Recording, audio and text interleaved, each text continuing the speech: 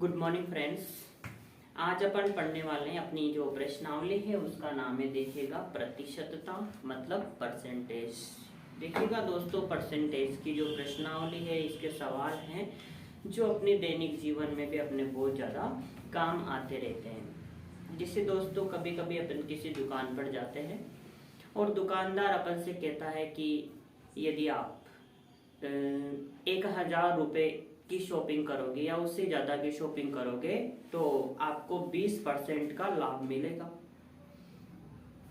तब हमें कई बार मुसीबत हो जाती है जोड़ने में कि 20% का लाभ मिलेगा, इसका मतलब क्या है, या 20% डिस्काउंट मिलेगा। तो कैसे इसको जोड़ते हैं, कैसे क्या करते हैं, और हमें नहीं आता बहुत सी बार, और हम ऐसे जीवन में बहुत सारे प्रश्न होते हैं नहीं कर पाते सोल्व। तो देखिएगा दोस्तों, अपन इस सामान्य एक प्रकार की इसे अपन सामान्य समझ कह सकते हैं, तो इसे हमें जानना चाहिए, जीवन में काम लेना चाहिए। तो देखिए दोस्तों, अपन कोशिश करते हैं इस प्रश्नावली को सीखने की। तो देखिएगा दोस्तों, सबसे पहले जो एक शब्द आता है प्रतिशत, प्रतिशत, प्रति यानी प्रत्येक, शत यानी 100 पर। जब भी प्रतिशत कहा जाता है तब लाभ हमें प्रत्येक 100 पर मिलता है। जैसे किसी ने कहा कि मुझे 5% का लाभ दिया गया और वो वस्तु कितने की थी, 200 रुपए की थी। कि कोई वस्तु जो मैंने खरीदी वो 200 रुपए की थी और मुझे उस पर 5% का लाभ मिला। तो एक बात ये आती है कि मुझे लाभ कितना मिला।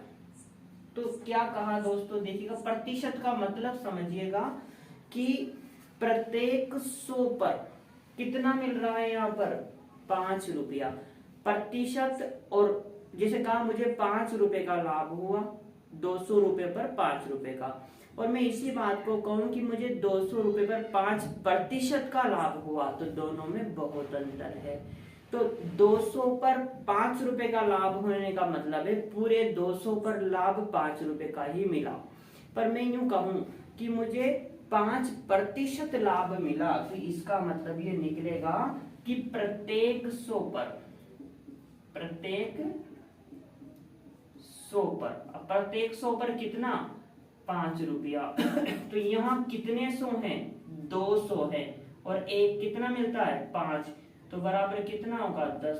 तो 5% और वो भी 200 का, तो 2 बार 100 आए ना, तो 100 पर 5, तो दूसरे वाले 100 पर भी 5, तो 5 और 5 10 रुपए लाभ मिला। अपन को ये समझ लेना चाहिए।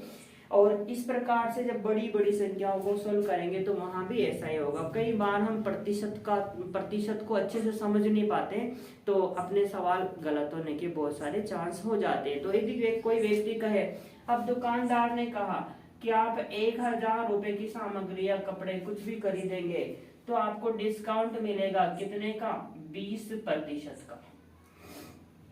20% का मतलब ये नहीं है कि 100 रुपए पर 20, मतलब 1,000 रुपए पर 20 रुपए लाभ मिलेगा, नहीं, 20% कहा है, मतलब 20 रुपए प्रत्येक 100 पर मिलेंगे। तो 100 पर कितना मिल रहा है, 20 रुपया। तो यहाँ कितने 100 हैं, यहाँ 10 100 हैं, तब 1000 होंगे। तो 20 को यदि 10 से गुणा करें और तो प्राप्त होता है हमें 200। तो इसका मतलब 1,000 का 20% कितना हुआ, 200 हुआ। इसी चीज को हम सीखने का प्रयास करेंगे। तो देखिएगा दोस्तों, अपन सामान्य रूप से अपन समझते हैं।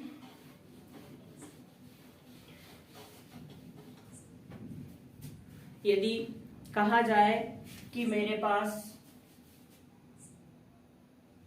2/4 भाग भूमि है, तो बताइएगा मेरे पास कितनी % भूमि है। ऐसा भी हो जाए।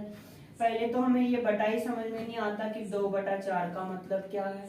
तो देखिएगा दोस्तों, जब भी कोई संख्या बटा में होती है तब हमें ऐसे मानना चाहिए कि जो नीचे लिखा हुआ है हर, तो हर में जो भी है, 4 का मतलब मान लीजिएगा कि कुल वस्तु कितनी है, जो नीचे लिखी जाती है वो कुल होती है। अब उसमें से हमारे पास कितनी है कि ये है, मतलब भूमि माने तो कि कुल भूमि कितनी है, 4 बीघा कुल भूमि है, उसमें से हमारे पास कितना है, जो ऊपर लिखा है तो 2 बीघा, तो 4 में से 2। यदि किसी व्यक्ति ने कहा 3/5, तो इसका क्या मतलब हुआ कि कोई भी चीज है जिसके 5 हिस्से किए जाए तो उनमें से 3 हिस्से मेरे पास हैं।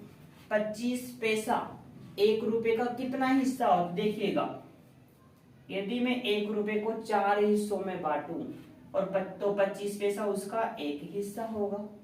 तो 1/4 का मतलब क्या हुआ, कोई भी वस्तु के 4 टुकड़े किए जाएं तो उनमें से जो ये 1 टुकड़ा है ना, ये 1 टुकड़ा मैं गहरा कर देता हूँ, 3 टुकड़े खाली हैं, तो 4 में से 1 टुकड़ा काला है और टोटल कितने, 4 टुकड़े, उन काले कितने, 1 टुकड़े। मैं कहूँ कि खाली टुकड़े कितने हैं, इसी चित्र को देख के कहूँ तो मैं कहूंगा 3 खाली है, टोटल कितने हैं, 4। तो ये कितने खाली है, 3/4 भाग खाली है और भरा हुआ कितना है, 1/4 भाग भरा हुआ है। तो ये एक सामान्य समझ है कि बटे में आने वाली संख्या, मैं इसी को कहूँ कि 3/4 भाग भरा हुआ है, ये कितना परसेंट भरा हुआ है। तो बात आती है कि बटे वाली संख्या को प्रतिशत में कैसे बदले और प्रतिशत में दी गई संख्या को बटे में कैसे बदले। देखिएगा दोस्तों,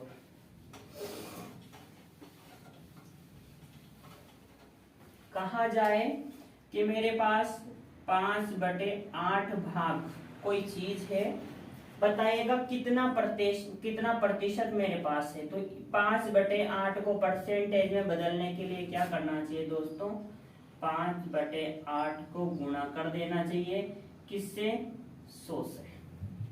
ठीक है, गुणा करते, 4 से 2 चौक 8 हो जाएंगे और ये 25 चौक 100, 25 गुणा 5 बराबर 125/2। यदि इसको भी गुणा करें तो 6 2 12 62.5%। तो 5/8 का मतलब होता है 62.5%, 5/8 का मतलब हो रहा है। ऐसे ही कहा जाए कि 3/4 का मतलब कितना परसेंट है, तो 3/4 को 100 से गुणा कर दो। ओके, तो यहाँ हो जाएगा दोस्तों 25 और 25 को 3 से गुणा करेंगे तो कितना आया, 75, तो 75% है। किसी व्यक्ति ने कहा कि 1/2 हिस्सा चाहिए मुझे, तो हम कहेंगे कि 1/2 का मतलब क्या, कितना परसेंट वो व्यक्ति मांग रहा है, तो इसको गुणा कर देंगे 100 से और 100 का भाग 2 में आया 50, मतलब वो व्यक्ति 50% कोई वस्तु है जिसको मांग रहा है। यदि किसी व्यक्ति ने कहा कि मेरा किसी व्यापार में कितना हिस्सा है, कि मेरा हिस्सा है भाई 1/8 हिस्सा है मेरा इस व्यापार में, 8 में से 1 हिस्सा मेरा है। अब कोई कहे कि इसको प्रतिशत में बताओ, तो बस वही इसको गुणा कर देंगे 100 से, काटेंगे 25 चौक 100 और यह 2 और वापस वही 12.5। तो परसेंट में कितना है उसका, 12.5%, और बटे में कहें तो कितना है, 1/8%, मतलब 8 में से 1 भाग उसका है या फिर 12.5% हिस्सा उसका है। तो देखिएगा बटे को परसेंटेज में बदलने के लिए क्या करेंगे कि जो बटा दिया रहेगा, जैसे कि अपन 7/5 कुछ भी मान लो ऐसा दिया हो, उसको गुणा कर देना है 100 से, जो हिस्सा आता है वो परसेंटेज, जो भी आंसर आएगा वो परसेंट में होगा। लेकिन एक और बात है, कोई चीज प्रतिशत में दी जाए और हमसे कहा जाए कि वो बटे में कन्वर्ट करना है, जैसे 12.5% को ही ले लो, 12.5% को बटे में बदलो, कि मुझे समझ में नहीं आ रहा, मुझे क्या बताओ कुल हिस्सों में से, कुछ कुल भाग में से मेरा भाग कितना है, तो वही क्या करेंगे इसको। तो देखिएगा दोस्तों, जो 12.5 है उसके नीचे बटे में क्या लिखेंगे 100 और पॉइंट को हटाने के लिए एक जीरो लगा देंगे, पॉइंट हटा देंगे।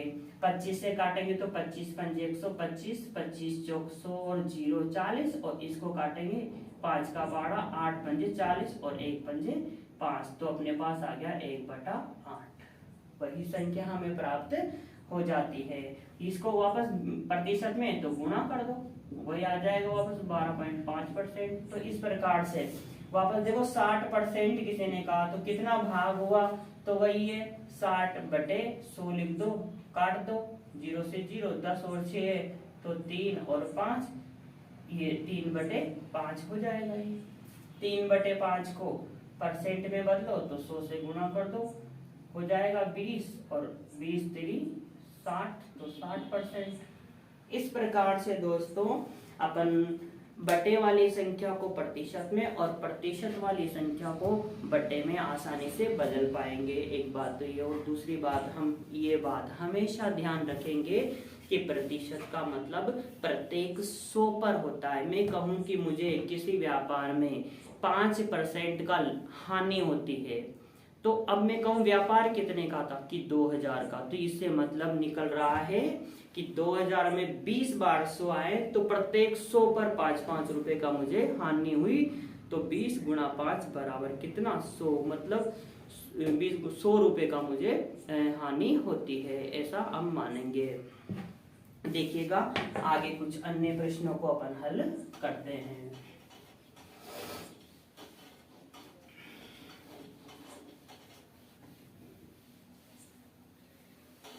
एक प्रश्न है दोस्तों कि राम के पास 250 रुपये, राम के पास 250 रुपए थे, उसमें से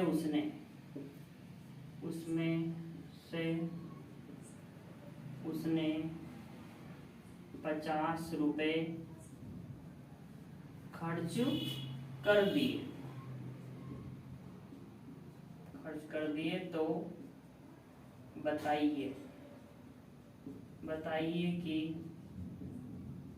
राम ने कितना प्रतिशत पैसा खर्च किया है। देखो राम के पास कुल कितने रुपए थे 250, खर्च कितना किया 50 रुपए। तो देखिए दोस्त कैसे हल करते हैं, जो खर्च किया उसे ऊपर लिख दीजिएगा, किस में से खर्च किए 250 में से खर्च किए, तो क्या करें और इसको 100 से गुणा कर दीजिएगा, 0 से 0 कट जाएगी, 5 का पारा 25 में 5 बार, और 5 का भाग देंगे अपन 100 में, तो कितना आया 20 पंजे 100, तो 20%। तो इस प्रकार से दोस्तों 250 रुपए का 50 रुपए कितना परसेंट हुआ, तो 20% हुआ। इस प्रकार से हमारा सवाल हो जाएगा। यदि कोई अन्य सवाल हो, किसी व्यक्ति के पास 500 रुपए थे और 500 रुपए में से उस व्यक्ति ने, यदि वो कहे कि मैंने तो 80 रुपया खर्च किया, 500 में से कितना खर्च किया 80, बताए कितना परसेंट खर्च किया, तो बहुत आसान है, जितना खर्च किया उसको ऊपर लिख देंगे, कितने में से किया 500 में से किया, और तो इसको 100 से गुणा कर देंगे परसेंट में जानने के लिए, 2 0 से 2 0 कट जाएगी, और 5 का भाग 80 में देंगे तो 16 पंजे 80, तो 16%। तो आंसर क्या होगा, उस व्यक्ति ने कितना खर्च किया 16% खर्च कर देता है। तो ये सवाल हमें आसानी से आ जाएगा। इस प्रकार से आने वाले सवालों को हम हल कर पाएंगे। अगले सवाल देखते हैं दोस्तों।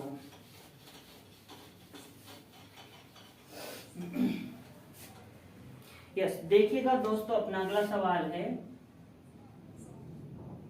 किसी वस्तु का मूल्य 2000 से बढ़कर 4000 रुपए हो जाता है, तो बताइए उस वस्तु के मूल्य में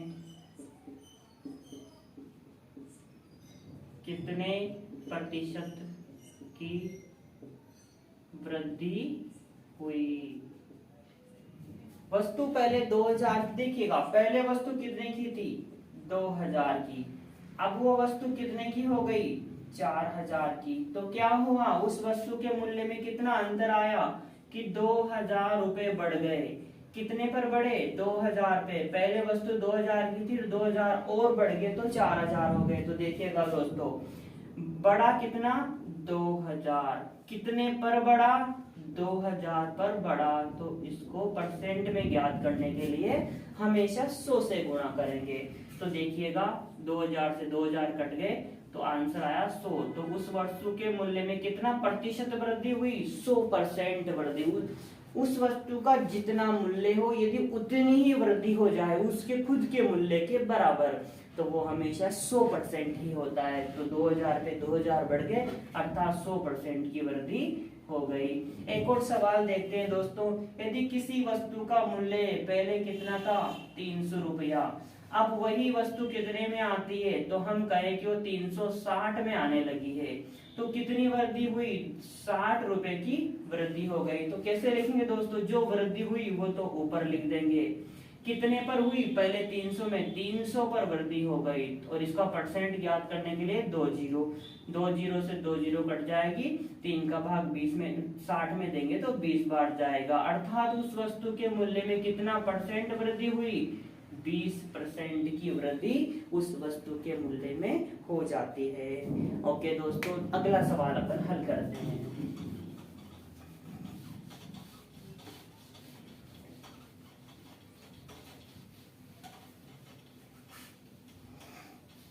ऐसे ही दोस्तों, वृद्धि होने के बजाय कम भी हो सकता है। इमेजिन कीजिए किसी वस्तु का मूल्य पहले कितना था, तो 2500 रुपए था।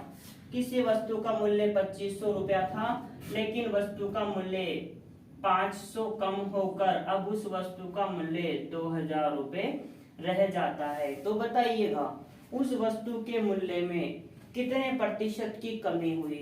ओके दोस्तों, सबसे पहले ये कमी कितनी हुई कि कमी 500 रुपए हुई।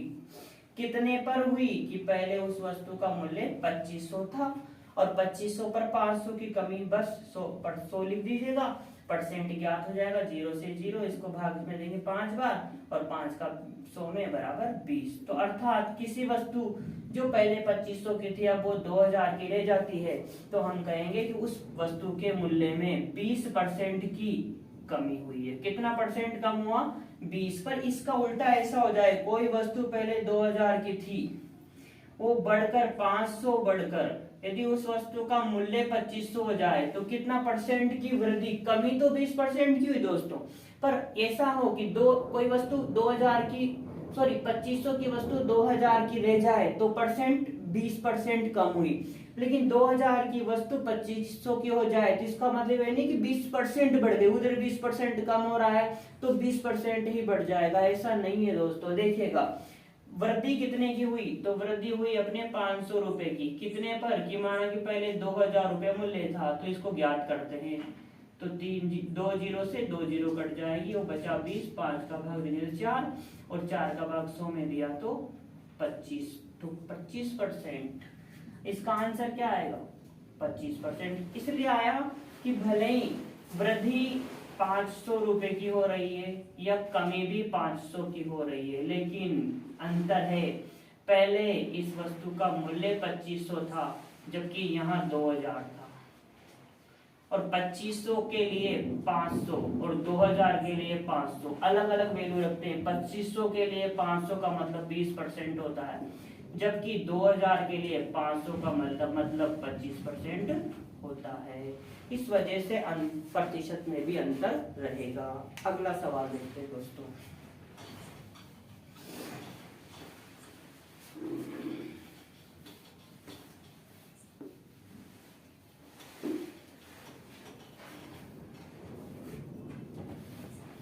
एक और सवाल है दोस्तों, यदि विजय का वेतन, यदि विजय का वेतन संजय के वेतन, यदि विजय का वेतन संजय के वेतन से 25% अधिक है, तो संजय का वेतन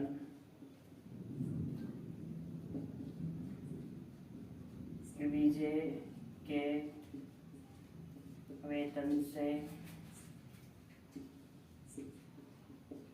कितना प्रतिशत कम है। ये सवाल है दोस्तों। यदि विजय का वेतन संजय के वेतन से 25% अधिक है तो संजय का वेतन विजय के वेतन से कितना % कम है। तो देखिएगा दोस्तों, अपन देखते हैं कि विजय का वेतन संजय के वेतन से 25% अधिक का मतलब अपन कह सकते हैं कि यदि संजय का वेतन 100 रुपया है तब विजय का वेतन 25% प्लस में है, अधिक है। इसका मतलब क्या हुआ, विजय का वेतन कितना होगा, 125 हो जाए। ठीक है, अंतर कितने का, 25 रुपए का अंतर है यदि 100 रुपए पे माने तो। और विजय, अब अगला सवाल, संजय का वेतन विजय के वेतन से कितना प्रतिशत कम है। तो इसको ऐसे निकालेंगे दोस्तों कि अंतर कितना है, 25 का। अब बटे में क्या लिखूं, 100 या 125। तो मैं यहाँ 125 लिखूंगा। क्यों, 125 वेतन किसका है, विजय का। तुलना किससे की जा रही है, विजय के वेतन से। तो विजय के वेतन से तुलना है तो मैं यहाँ लिखूंगा 125 और इसको गुणा में लिख दूंगा 100। ये आया 5 और ये बराबर 20%। तो हम कहेंगे कि संजय का वेतन विजय के वेतन से 20% कम है। ठीक है गा। अगला सवाल अपन देखते हैं दोस्तों।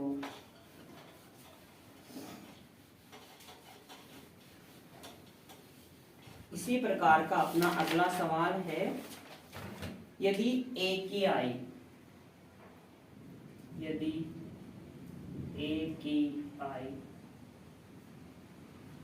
बी की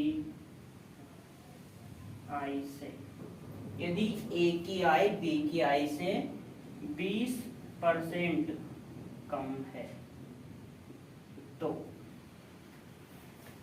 बी की आई